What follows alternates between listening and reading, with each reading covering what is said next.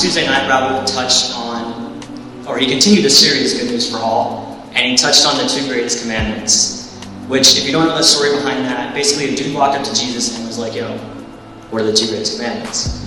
And if we turn to Matthew 22, 36 through 40, Jesus replies, the first commandment is love the Lord your God with all your heart, with all your soul, and with all your mind.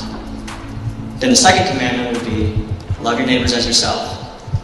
And I'm just going to start with the people one because it's incredibly difficult to love people. That's just me. I mean, I grew up with a really, really bad anger. Like, I would get mad at all the little tiny things.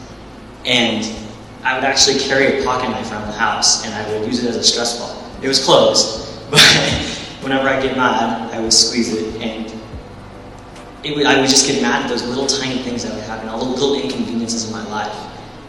And so it was hard for me to love the people that were around me. And I think that we all have a relationship like that, especially those of us that play sports. There's people on our sports teams that we don't necessarily like. I know that from experience. There's people in our lives, in our classes, that maybe we don't like. It's hard to love those people. And because of my anger, loving people to me looks like forgiveness. And don't get me wrong, forgiveness is really hard to do sometimes. It's incredibly difficult, especially when that person hurts you so bad. It's difficult to forgive people. It's difficult to love people. That being said, sometimes it's not much easier to love God. When we're going through those hard times, when we're praying, and we don't feel like He's listening, if we don't feel like He's there, He might be a million miles away, it's hard to love Him in the moments. But I can tell you right now, if we turn to Joshua 1:9, Scripture tells us not to be afraid, not to be discouraged. The Lord your God will be with you wherever you go. And I don't just mean like wherever you go, like, oh, tomorrow I'm going to Disneyland. God's going to be with me there. No, I mean in life, wherever you go, God's going to be with you. Going to college might be the next step for some of us. God's going to be with us there. In the future, getting married, having kids, God's going to be with us there too. But He is right here, right now, and He'll be with you always. And I don't know about you, but to me, that looks like God loving us. That being said, going back to the point of sometimes it's hard to love God.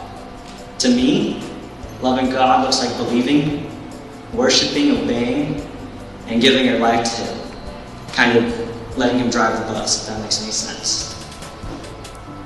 And in these hard times, Raul will actually touch on this on Tuesday night, these low points in our lives, God uses these low points to change our lives, to shape our lives. And He doesn't want to see us hurt. He doesn't want to see us cry. I mean, that sucks for Him too, trust me.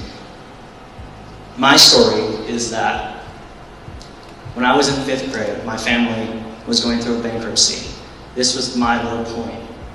And in that bankruptcy, my family decided, hey, we're going to go to church. We came to church. I hated it. I was the one that always wanted to go to church with my family. But once we got to church, I don't know, it just didn't work for me. Then I came into the middle school ministry, and a few years later I was baptized.